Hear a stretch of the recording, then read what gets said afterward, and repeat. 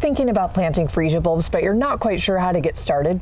Well, if you are, that's great, because we're here to help you plant your freesia bulbs step by step today. Hi, we're Sean and Allison from Spoken Garden, and we're partnering with Eden Brothers to help you in your garden. But before we get to the planting, it's really fun that freesia bulbs can actually produce 5 to 10 tubular flowers per flowering stem. So that's really fun, and they're great for pollinators. Freesia like to be grown in full sun to part shade locations with well-draining, nutrient-rich soil, and they need consistent watering. So, before we show you how to plant your freesia bulbs, there's a couple things we'd like you to know. First, freesia are native to South Africa. They're in the plant family Iridaceae, the iris family. Freesia flowers come in many different vibrant colors, and they have a very fragrant, sweet smell. Now, freesia are grown as annuals in zones 2 through 7, but they are hardy in zones 8 through 11. Freesia are a type of bulb called a corm that are very similar to Crocosmia and Gladiolus. Freesia like to be grown in more arid-like conditions, dry conditions that have a lot cooler night temperatures, and this encourages them to flower. They usually flower from late spring into early summer, and they do really well in containers or raised beds, but also in ground beds. The freesia bulbs we'll be planting today are called double mix from Eden Brothers, and they grow up to 12 to 16 inches tall. Now this mix is super easy to grow and has average water needs once the bulbs start to grow. Now freesia are great pollinator attractors because they will attract bees, butterflies, and hummingbirds. They're also deer and rabbit resistant. Also look out for different diseases including bacterial leaf spot, iris leaf spot, and fusarium wilt, mainly due to overwatering. And freesia pair really well with specific plants including alyssum and spreading petunias and similar plants. When you're ready to plant your freesia bulbs, you have options. You can either plant them indoors or outdoors depending on your needs. If you want to plant them outdoors directly in the ground, you need to wait till after the threat of frost has passed, usually anytime between April through June depending on where you live. If you want to get a jump on the season, you can plant them indoors and get them started early and then transplant them out into the garden later. You can plant them as early as fall in pots indoors for a flush of late winter flowers. If you want your freesia to bloom in early summer, plan to get them started indoors anytime January through March. So once your bulbs arrive, make sure to take them out of their packaging and open the bag up and inspect your bulbs. You want to inspect each one. And an easy way to do it is just to pick them up, squeeze them, just look them over and make sure there's no fungal or any other types of growth or rotting going on. These look great. Now, before you plant your freesia bulbs, you need to know which end is up and which end is down. Freesia are really fun because they actually do have a kind of tip, which is the top growing point area, and then they do have a bottom, which is the opposite of that tip. Now, if your freesia bulbs look dry or you want to just wake them up, you can always soak them for about 30 minutes in some warm water. Now, before you plant your freesia bulbs, you'll want to dig up the soil and loosen it up down to about 8 inches. So using a trowel or a hori-hori knife to do this is a great idea.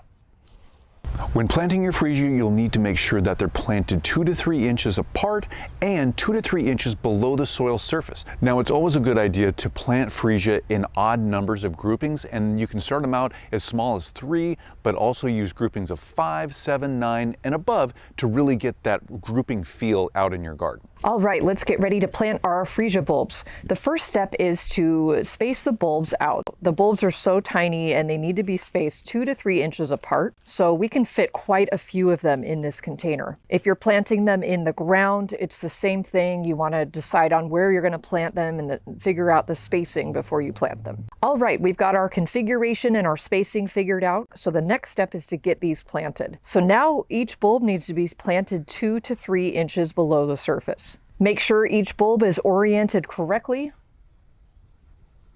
and place each bulb in the planting hole.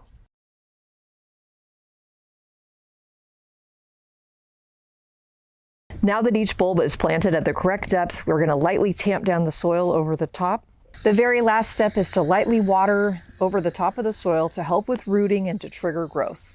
In the weeks and months ahead, you'll need to keep up regular watering on your freesia, but the trick here is you don't want to start watering them until you see them emerge and start growing up out of the soil, because if you water them before that, they can be susceptible to rot. And I want to take this moment to remind you, like I said before, that freesia like to grow in warm, arid conditions, so even though they like regular watering, you'll need to let the soil dry out just 1 to 2 inches down below the soil surface, so then At that point, you can rewater. Also, as your freesia are growing, it's always great to keep your eye out for any weeds and keep up on the weeding either in your containers or out in your garden beds. Mulch is a great way to take care and to control the weeds, but also mulch helps with keeping the soil moist and keeping that water right next to those roots of those plants. Now, when flowers start to develop and those stems and stalks really start to grow, freesia will need some staking. They will need some support. So you can either use bamboo or these plastic coated metal stakes, and that will help you keep your freesia upright and growing beautifully. As your freesia continue to grow, eventually the flowers will wither and die, and at this point you can completely remove that whole flower, but make sure to leave all the green leaves, or as many green leaves as you can, because you want your freesia to continually photosynthesize and gather that light energy. Once your freesia have withered down to the ground and are completely dead above ground, you can completely cut the plant down to the ground except leaving 1 to 2 inches so you can still see where that bulb actually is. Now, at this point you want to stop watering your freesia because, I want to mention this again, you don't want them to rot in the soil as they're dormant.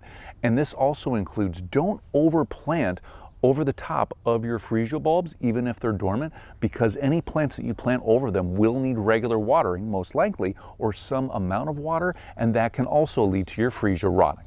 Also, while you're enjoying your freesia out in your garden, keep an eye out for aphids, thrips, snails and slugs, and any type of leaf spot or bacterial diseases on the leaves. Now, if you're growing your freesia in a container or in the ground and you live in a hardiness zone below zone 8, you'll need to dig them up and store them over the winter so they will survive and you can plant them in the next spring. If you live in zone 8 or above, you can leave them outside in the ground or in a container and throw about 2 to 4 inches of mulch over the top of them to keep them well insulated during the winter months. It's really easy to store your freesia bulbs. Simply dig them up, clean off all the excess dirt off them, and if you need to wash them off, let them dry, and then put them in some type of open top container with either some shredded newspaper or some sawdust around them, and keep them in a dry, cool, dark location for the rest of the year until you can plant them back out in your garden next spring.